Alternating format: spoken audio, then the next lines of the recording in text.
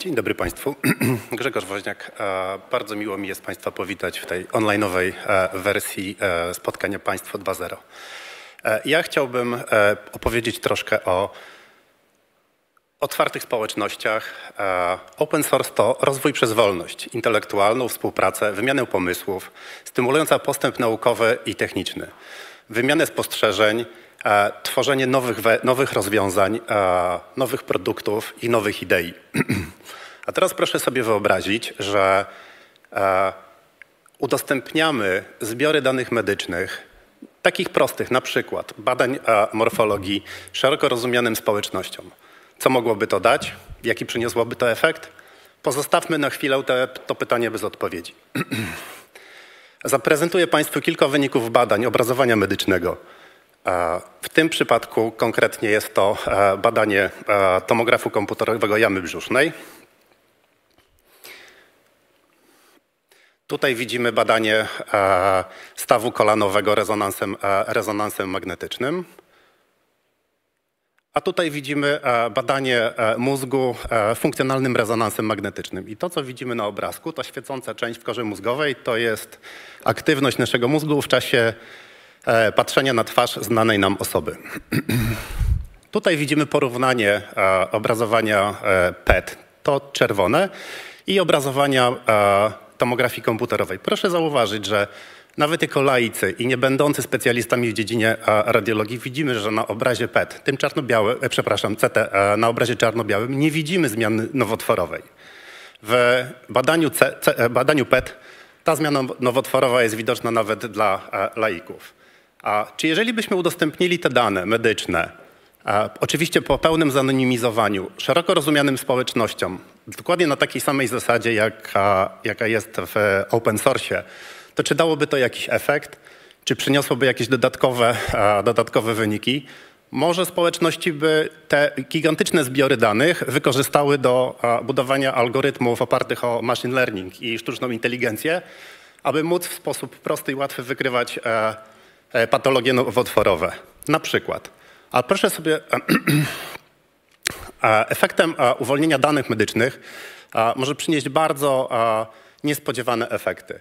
Tutaj chciałbym zaprezentować Państwu film, w którym technologia Red Hata posłużyła za platformę dla społeczności diabetyków w Stanach Zjednoczonych. Zapraszam na film. There's a long history of people with diabetes having to advocate for access to our own data.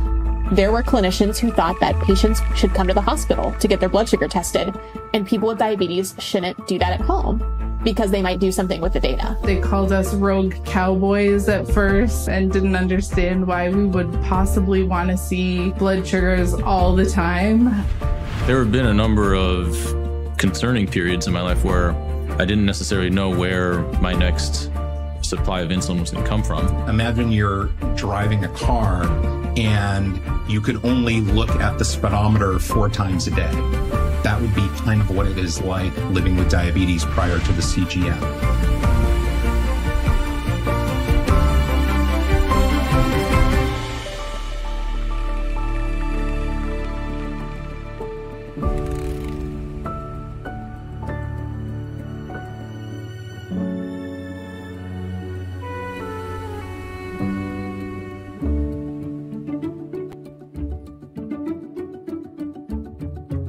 Continuous glucose monitors are an incredible innovation for people living with diabetes.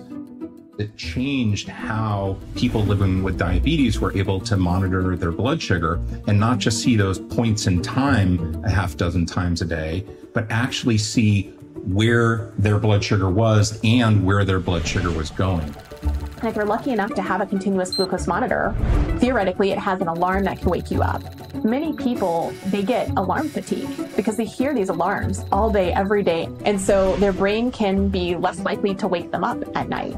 As a mom, it's a huge worry.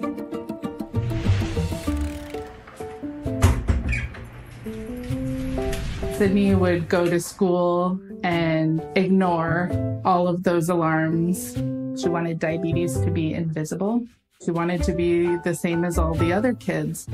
So I went to the internet and I found Night Scout. Night Scout was created by parents of children living with type 1 diabetes as a way to view CGM readings remotely. Once we had Night Scout set up, it allowed me to have a display that had her blood sugar on it all the time on a little tablet. Alexa, ask Night Scout how Sydney's doing. 6.9 and holding as of 5 minutes ago. We've been able to set up a system so that she'll wake up on her own using Night Scout. Having access to all of her health data is really important for her.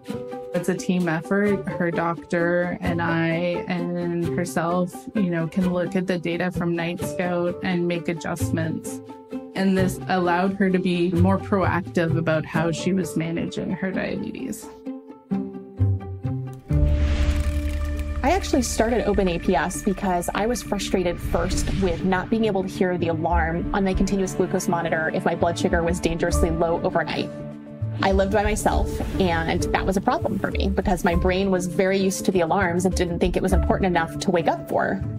I asked the companies to make a louder CGM alarm, allow me to change the alarm, and they would keep saying, we're working on it, it's coming out in the next version. Well, months and years passed and that didn't change. And I thought to myself, if I could get access to my glucose data from my continuous glucose monitor in real time, I could send it to the cloud and down to my phone and use my own alarm system instead of relying on the physical device. Instead of being just a reactive alarm, we added the ability for it to predict into the future. Then later, we figured out how to communicate with the insulin pump.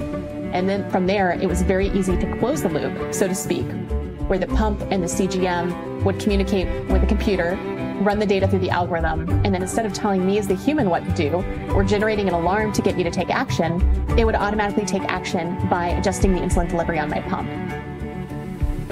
Our goal in building the system was to build it for myself and then share it so that if one more person wanted to use it to sleep safely at night with that same peace of mind that I've had every night for the past 6 years. My role at Typepool is CEO, and I also am a dad of a young woman living with type 1 diabetes. Typepool's mission is to make diabetes data more actionable, meaningful, and accessible. Most device makers do not openly publish their device data protocols, and very few devices are based on open standards. But from a Typepool perspective, we feel like starting with an open source platform has lots of benefits. It means we can leverage the work that the community has done. It also means that we can openly publish the work we're doing. There are many clinicians who are hesitant to suggest an open source do-it-yourself solution. And there are many people living with diabetes who are hesitant to build a solution themselves. We were selected to be a part of the FDA pre-certification pilot program, which means that we're coming up with new methods for helping the FDA evaluate software as a medical device. We sometimes like to say we have pancreas in the game. That's a reference to how many people working at Typepool are actually living with diabetes themselves and have challenged pancreases. But it's also testament to the fact that we attract people who really want to do something great for the entire diabetes community. By building on the shoulders of the giants in the do-it-yourself community, we're able to take that incredible work, bring it to the FDA, eventually get FDA clearance, and then put it in the App Store. So people will be able to access Typepool Loop, and doctors will be able to prescribe it knowing that it's an FDA-cleared system.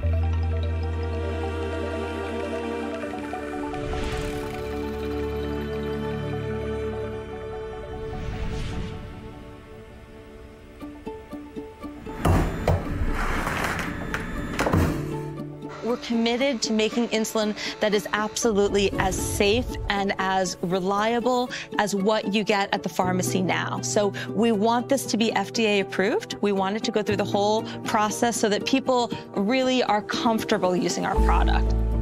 We are trying to essentially make insulin that's very similar to the insulin that's already on the market.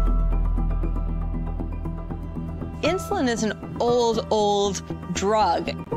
It was discovered over 100 years ago, and it's been expressed in cells the way that we do since the 70s. The price of insulin can be tremendously high if you don't have insurance or some other way of getting insulin at an affordable price. A major study found that 25% of diabetics are currently rationing their insulin. And when you do that, you start to risk very serious complications of diabetes that can often be fatal. And Open Insulin's goal is to make the production of insulin more accessible and put it back in the hands of the people who need it. The sustainability of this kind of project, we really aim to build the most possible open source tools and try to get away from everything which is proprietary. There may be all kinds of technical and other challenges that come up along the way, but it's entirely possible to work through them and to get something that is, second to none. And that's exactly what we're trying to do with the production of insulin itself.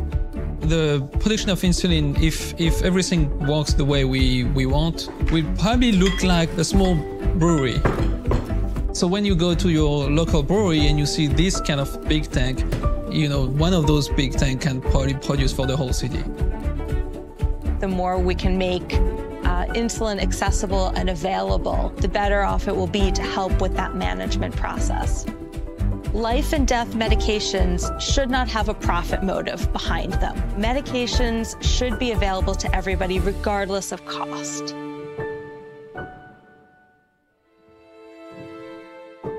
This is all part of the big open source diabetes community, where the other open source automated insulin delivery projects are really great examples of open source projects that came together regardless of geography, nothing in common except for wanting to make tools to help other people make life with diabetes better.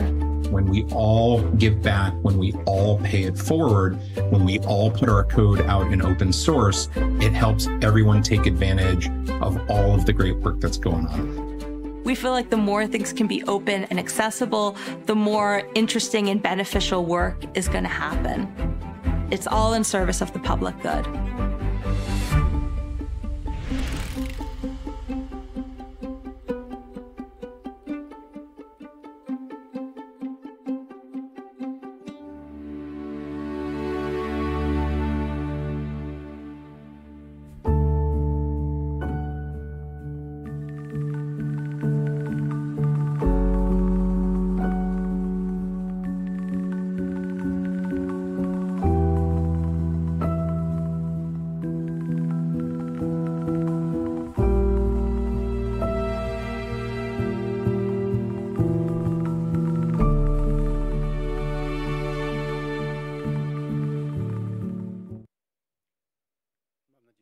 Mam nadzieję, że Państwu się podobało. Bardzo dziękuję za uwagę.